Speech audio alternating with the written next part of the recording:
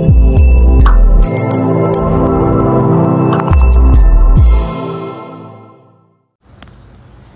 Friends, welcome to K drama కథలు. ఇవాళ మన ఛానల్లో ఎక్స్ప్లెయిన్ చేయబోతున్న కథ ఫ్యామిలీ మ్యాటర్స్ అనే కొరియన్ డ్రామాలో ఫైనల్ ఎపిసోడ్ అయిన నెంబర్ 6.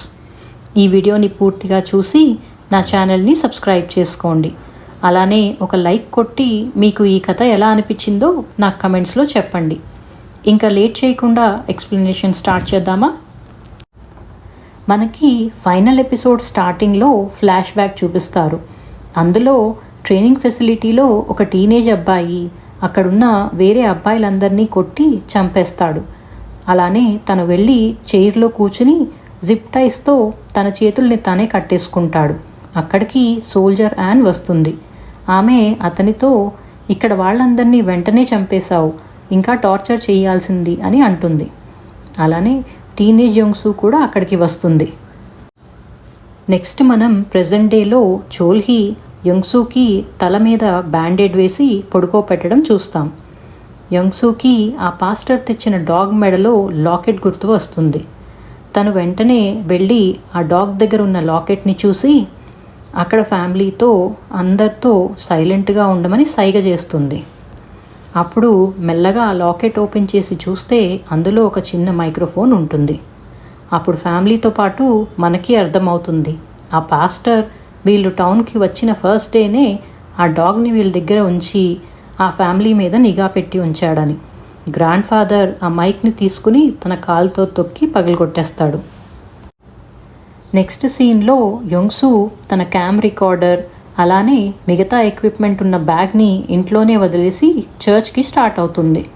కానీ చోల్హీ ఆమెని ఒక్కదాన్నే పంపడానికి ఇష్టపడడు. దాంతో ఆమె అతనితో పిల్లల్ని చూసుకో అని మాటల్లో పెట్టి ఒక మత్తు ఇంజెక్షన్ ఇచ్చి అక్కడి నుంచి వెళ్ళిపోతుంది. చర్చ్కి యంగ్సు ఆ పాస్టర్ డాగ్ని తీసుకుని వెళ్తుంది. అక్కడ పాస్టర్ ముందు నుంచే ఆమె కోసం వెయిట్ చేస్తూ ఉంటాడు. మనం అక్కడ ఆ మెయిన్ పోలీస్ ఆఫీసర్ని స్పృహ లేకుండా పడిపోయి ఉండడం చూస్తాం. ఆ పాస్టర్ యంగ్సుతో హలో నెంబర్ 10, నేను నెంబర్ 11ని అని చెప్తాడు. కానీ యంగ్సు ఆ పాస్టర్ బాడీ మీద ఎలాంటి నెంబర్ టాటూ లేదు, నేను చూడలేదు అని చెప్తుంది. దాంతో ఆ పాస్టర్ నన్ను మర్చిపోయావా, నేను ఎప్పటి నుంచో నేను ఫాలో అవుతూ ఉన్నాను, అంతమందిని చంపి నీకు హింట్స్ కూడా ఇస్తున్నాను కదా అని అంటాడు. అప్పుడు మనకి ఒక చిన్న ఫ్లాష్ బ్యాక్ బిట్లో చిన్నప్పుడు జీవు అమ్యూజ్మెంట్ పార్క్లో తప్పిపోయినప్పుడు ఆ పాస్టర్ అక్కడే ఉండడం చూపిస్తారు. మనకి మళ్ళీ ప్రెజెంట్ డే చర్చ్లో యంగ్సు ఆ పాస్టర్ బ్రెయిన్ హ్యాక్ చేయడానికి అటెన్షన్ అంటుంది. దాంతో పాస్టర్ ఒక్కసారిగా సైలెంట్ అయిపోతాడు. నెక్స్ట్ సీన్లో మనం స్పృహలోకి వచ్చిన చోల్హీని చైర్కి కట్టేసి ఉండడం చూస్తాం. అక్కడ అతను గ్రాండ్ ఫాదర్తో యంగ్సుని నేను సేవ్ చేయలేకపోతున్నాను అని బాధపడుతూ ఏడుస్తూ ఉంటాడు. దాంతో గ్రాండ్ ఫాదర్ అతని దగ్గరికి వచ్చి ఓదారుస్తాడు. కానీ చోల్హీ వెంటనే వాళ్ళ ఫాదర్ మెడ మీద ఉన్న నర్వ్స్ని ట్విస్ట్ చేసి అతన్ని స్పృహ తప్పిపోయేలా చేసి అక్కడి నుంచి వెళ్ళిపోతాడు. అక్కడ చర్చ్లో యంగ్సు ఆ పాస్టర్తో నా పిల్లలకి ఏమైనా అవుతుంది అనే దానికన్నా నాకు వాళ్ళు నాలా అవ్వకుండా ఉంటే చాలు అని అంటుంది. దాంతో సడన్గా పాస్టర్ నవ్వుతాడు. అప్పుడు మనకి ఆ పాస్టర్ మీద హిప్నాసిస్ పని చేయలేదని అర్థమవుతుంది.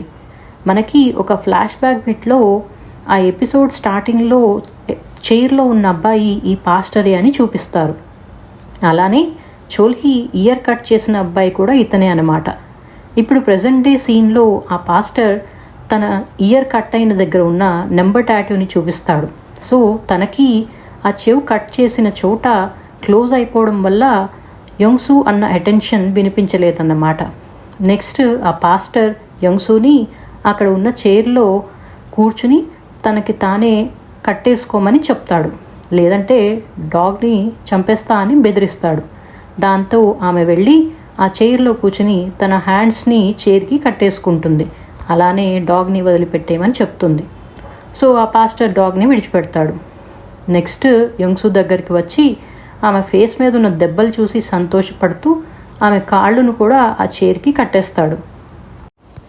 నెక్స్ట్ మనం చోల్హీని చర్చ్ బయట చూస్తాం.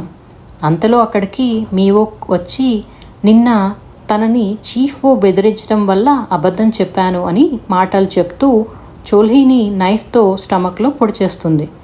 అలానే మా నాన్న ఇయర్ కట్ చేసినందుకు అని చెప్పి లోపలున్న పాస్టర్కి పని పూర్తి చేశాను అని మెసేజ్ చేస్తుంది. ఇంకోవైపు ఇంట్లో ఆ ట్విన్స్ పేరెంట్స్ గురించి కంగారు పడుతూ ఉంటారు. అప్పుడు ఆ పాస్టర్ సన్ అయిన జేగూన్ జీవుకి కాల్ చేసి ఆర్కేడ్కి రమ్మని ఛాలెంజ్ చేస్తాడు. దాంతో ఆ ట్విన్స్ వాళ్ళ గ్రాండ్ ఫాదర్కి ఏదో నచ్చజెప్పి ఆర్కేడ్కి వెళ్తారు. అదే టైంలో చర్చ్లో పాస్టర్ యంగ్సూతో నేను నిన్ను అంత ఈజీగా చంపను అని చెప్తాడు. అలానే ఇవాళ తన అండ్ యంగ్సూ పిల్లలకి స్పెషల్ ట్రైనింగ్స్ వాళ్ళు ఇవాల్యుయేషన్ చేస్తున్నారు అని కూడా చెప్తాడు. నెక్స్ట్ సీన్లో ట్విన్స్ జేగూన్ని ఆర్కేడ్లో కలుస్తారు. జీవు ఫైట్ చేద్దామని వెళ్దామనుకుంటే జీహూన్ ఆమెను ఆపి ఈసారి ఫైట్ నేను చేస్తాను అని చెప్తాడు. ఎందుకంటే వాళ్ళ ఫాదర్ తనకి సీక్రెట్గా ట్రైనింగ్ ఇచ్చి తన పవర్ని యూస్ చేసి ఒక కాయిన్ని ఎలా బెండ్ చేయాలో కూడా నేర్పిస్తాడు. ఆ కాయిన్ని జీవు చేతిలో పెట్టి జేగూన్తో ఫైట్ స్టార్ట్ చేస్తాడు. వాళ్ళ మధ్య చాలాసేపు వరకు ఫైటింగ్ జరుగుతుంది. చివరికి జీహూన్ జేగూన్ని ఓడిస్తాడు. కానీ అంతలో అక్కడికి మీవోక్ వచ్చి జీవు నెక్ మీద నైఫ్ పెడుతుంది. అండ్ ఇదంతా ట్రైనింగ్లో పార్టని, స్పెషల్ ట్రైనింగ్స్ వాళ్ళు వాళ్ళ నలుగురు పవర్ని ఎవరు కరెక్ట్గా యూజ్ చేసుకుంటున్నారు అనే దాన్ని ఇవాల్యుయేట్ చేస్తున్నారు అని చెప్తుంది. అప్పుడు జీహూన్కి ఫ్లాష్ బ్యాక్లో తన చిన్నప్పుడు వాళ్ళ మదర్ చెప్పిన విషయం ఒకటి గుర్తొస్తుంది.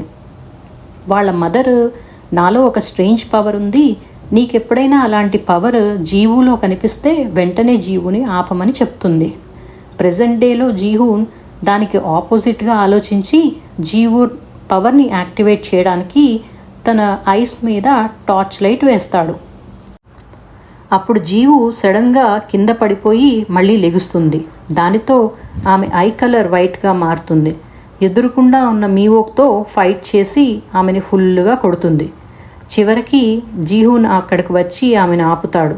అప్పుడు మళ్ళీ తన చేతికి ఉన్న బ్లడ్ని చూసి ఆగిపోతుంది. అంతలో జేగూన్కి స్పృహ వస్తుంది.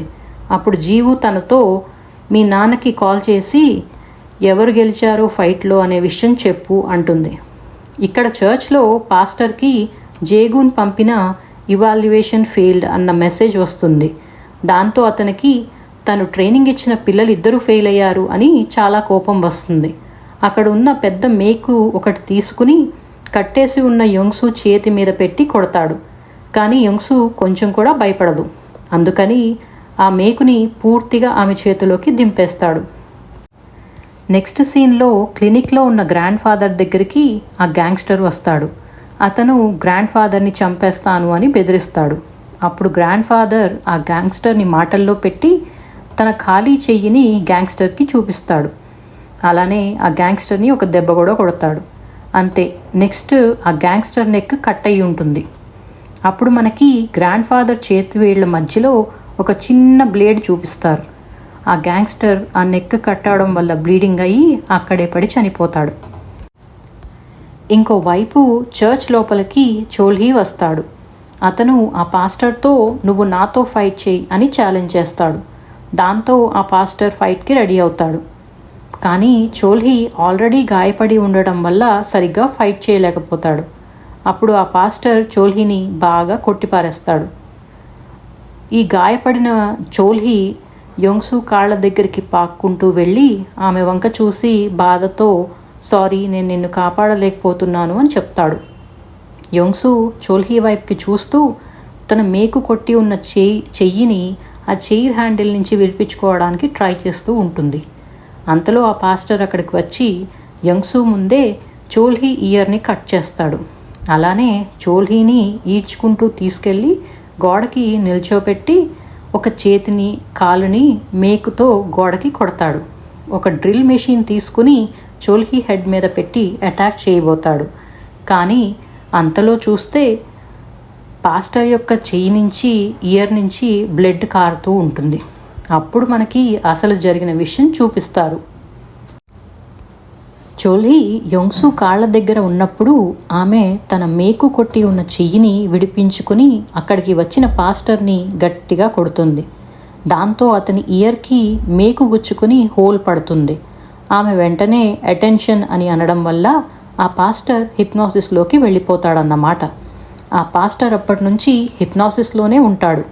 అలానే యోంగ్సు కమాండ్తో అతను అదే గోడ దగ్గరికి వెళ్ళి నిలబడి తన ఒక చేతిని కాలుని మేకుతో గోడకి కొట్టుకుంటాడు. అప్పుడు యోంగ్సు ఒక చిటికె వేసి అతన్ని హిప్నాసిస్లోంచి బయటికి తీసుకువస్తుంది. హిప్నాసిస్లోంచి బయటికి వచ్చిన పాస్టర్కి అర్థమవుతుంది అక్కడ గోడకి ఉన్నది తనని చోల్హీ కాదు అని. యోంగ్సు ఆ పాస్టర్ని చంపడానికి అతని హెడ్ మీద డ్రిల్ పెడుతుంది. కానీ అంతలో ఆ పోలీస్ ఆఫీసర్కి మెలకు వచ్చి ఆమెతో లాని నీ చేతుల్లోకి తీసుకోవద్దు అని ఆమెని ఆపుతాడు. అలానే వాళ్ళ ఫ్యామిలీ పిక్ చూపించి వాళ్ళ గురించి ఆలోచించమని చెప్తాడు. అప్పుడు యోంగ్సు ఆ పాస్టర్ని పోలీస్కి వదిలేసి చోల్హీ దగ్గరికి వెళ్ళి అతన్ని హక్ చేసుకుంటుంది. మనకి ఒక ఫ్లాష్ బ్యాక్ బిట్ కూడా చూపిస్తారు. అందులో టీనేజ్లో ఉన్న యోంగ్సు చోల్హీని హిప్నటైజ్ చేసి నువ్వు యోంగ్సుని ఎప్పుడూ కాపాడుతూ ఉంటావు అని చెప్తుందన్నమాట. ప్రెజెంట్ టైంలో చర్చ్ బయట పోలీస్ ఆఫీసర్స్ వచ్చి ఆ పాస్టర్ని అరెస్ట్ చేస్తారు. సెకండ్ పోలీస్ ఆఫీసర్ మెయిన్ ఆఫీసర్తో యానిమల్ హాస్పిటల్ వాళ్ళ ఇన్వాల్వ్మెంట్ ఏమైనా ఉందా అని అడుగుతాడు. కానీ మెయిన్ పోలీస్ ఆఫీసర్ మొత్తం పాస్టరే చేశాడు అని చెప్తాడు. ఫైనల్గా మనం క్లినిక్లో ఫ్యామిలీ అందరినీ నెత్తురుతో ఉన్న బట్టలతో చూస్తాం. అక్కడ వాళ్ళందరూ రియల్ ఫ్యామిలీలా ఉంటారు. యోంగ్సు తన ఫ్యామిలీ కోసం కొన్న బ్రేస్లెట్స్ అందరూ వేసుకుని ఉండడం చూస్తుంది. అప్పుడు ఆమె కూడా తన చేతికి ఆ బ్రేస్లెట్ వేసుకుంటుంది. అంతలో ఆ క్లినిక్కి కాల్ వస్తే యోంగ్సు ఆన్సర్ చేస్తుంది. ఆ కాల్ చేసింది సోల్జర్ యాన్. ఆమె యోంగ్సుతో అంతా నా ప్లాన్ ప్రకారమే జరుగుతుంది, నువ్వు నెంబర్ 11ని ఓడిస్తావని నాకు ముందే తెలుసు అంటుంది. అలానే తను యోంగ్సుని ఎప్పుడూ అబ్జర్వ్ చేస్తూనే ఉంటుంది అని చెప్తుంది. దాంతో యోంగ్సు సోల్జర్ యాన్ని అసలు నీ ప్లాన్ ఏంటి అని అడుగుతుంది. సోల్జర్ యాన్ మాత్రం యోంగ్సు నువ్వు కల్లో కూడా ఊహించలేవు అని అంటూ అసలు నిజం నీకు చాలా దగ్గరగానే ఉంది అని చెప్పి ఫోన్ పెట్టేస్తుంది. దాన్ని బట్టి మనకి సోల్జర్ యాన్ ఏదో పెద్ద ప్లాన్ వేసింది అని అర్థమవుతుంది. అంతేనండి, ఫైనల్గా ఈ ఎపిసోడ్తో ఫ్యామిలీ మ్యాటర్స్ అనే కొరియన్ డ్రామా సిరీస్ కంప్లీట్ అయింది. దీనికి సీజన్ 2 వస్తుందని మీరు అనుకుంటున్నారా? నాకు కమెంట్స్లో చెప్పండి. అలానే మీరు ఇంకా వేరే ఏదైనా సిరీస్ గురించి ఎక్స్ప్లెనేషన్ కావాలంటే కూడా నాకు కమెంట్స్లో చెప్పండి.